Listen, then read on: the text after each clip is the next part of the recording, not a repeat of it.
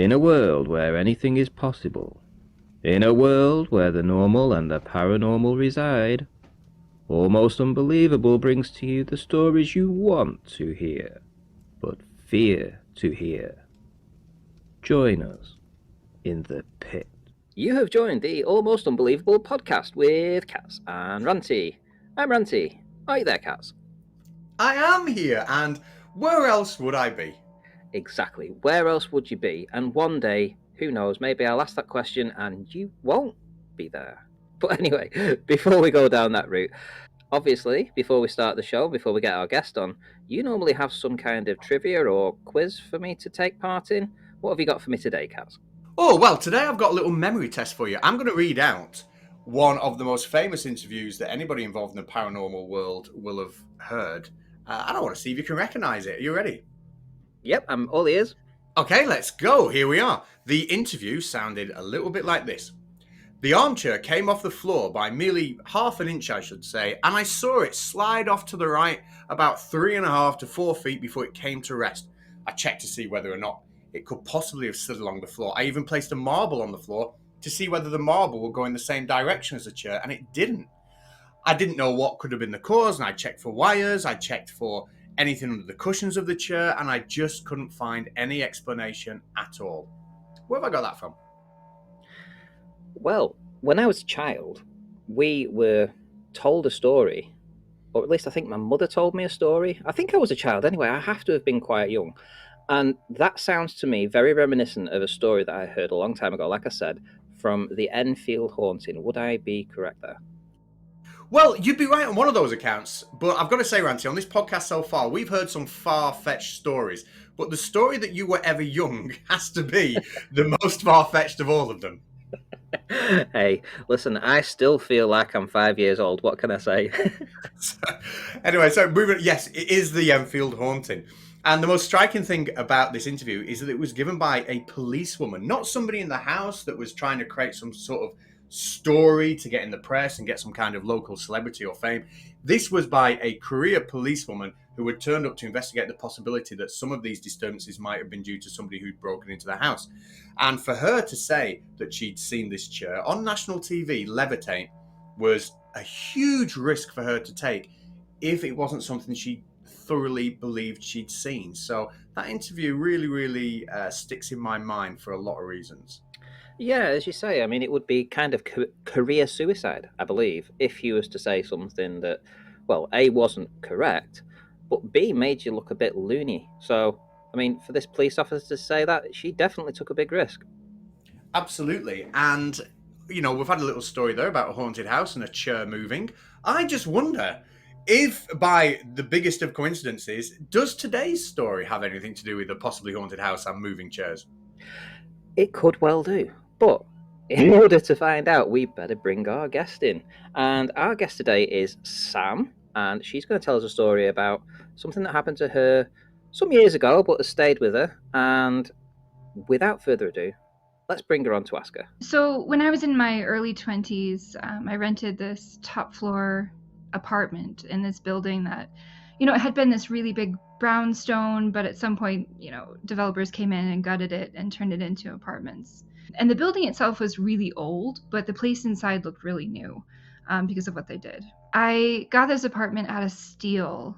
The current tenant was still paying rent, like for 6 months or something, but she didn't actually live there. And I experienced a lot of weird things in this place. And because I got it out of steal and I was very young, you know, I stayed through all of it because, you know, where else was I going to find a great place like that?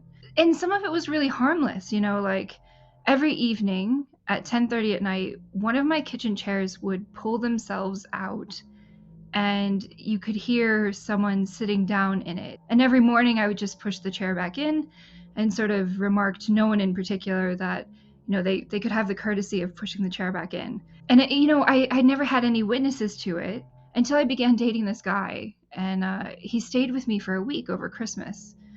And one night as we're laying in bed, the chair, you know, as it always did, pulled itself out.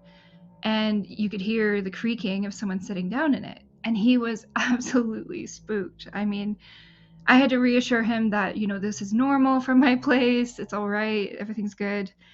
And, for him, it was not okay. He was very frightened. So I began kind of a nightly routine, which was I would start playing this film, Pride and Prejudice. It's just kind of calming, really easy. Nothing frightening happens in it that would wake me up. And so I always played it at night because I had no other means of kind of finding peaceful sleep since I moved into the apartment. So that night, after he was very afraid of this chair, I started the movie on a very low volume and we tried to sleep. And not long after, I found myself being woken up by him from, sleep paralysis, which is something that I experience regularly. But he was absolutely stricken with terror.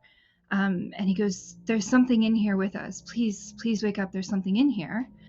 And coming out of sleep paralysis is really disorienting. But, I started to hear these familiar sounds that sort of precede oddness in that apartment, which was all of the electronics would start to click. My bedside lamp would click, the television would click.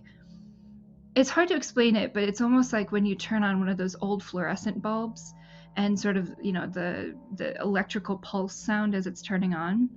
I tried to stay awake with him. He was so afraid, but I kind of got pulled back into sleep paralysis. It had this like hold on me that night, and I fell back into it.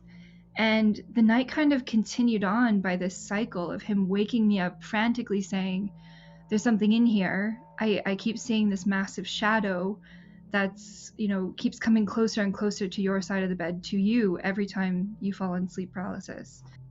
And yeah, I mean, the night ended and, nothing big happened afterwards. But I'd say for me, the experience was a huge relief because I'd never had someone I'd never had someone wake me up from sleep paralysis. So he was a bit of a white knight, in my opinion. But he was also an absolute skeptic.